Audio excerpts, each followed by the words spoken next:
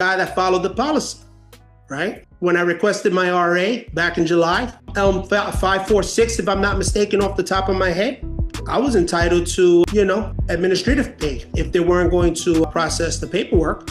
They never put me on admin leave like they were supposed to. In fact, they've been LWOPing me. So they forced me to burn all my leave as FMLA, knowing that it should have been administrative leave. And then they went ahead and LWOP me. 515, 516, if I'm not mistaken, clearly says they're not supposed to do that. But they did it anyway, right? They violated the Rehabilitation Act of 1973. What's stopping them there? Let's keep breaking more laws, right? Hey, how about the willful delay of mail or clock manipulations? I've seen them with my own eyes. Yeah, and you know what? I spoke out about it my first 2 weeks there. I called my boss and I said, dude, where are the 1260s? It's on my postal computer. I wish I saved that email.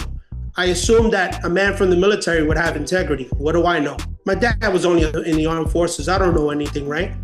Got accommodation from the president of the United States when he passed away. For what? Serving his nation. But I guess I don't know nothing, Lino. What do I know? But for funsies, I mean, I did send you some stuff so you can look over it. But it's just a point, like an example. When I worked in BV, right?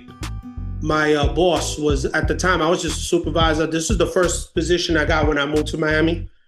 My supervisor was Demario Spence. At first he was mad cool. Yeah, we cool, we gonna work together. Then I started noticing shit and I'm like, what is this weird shit we got going on here? What kind of weird shit?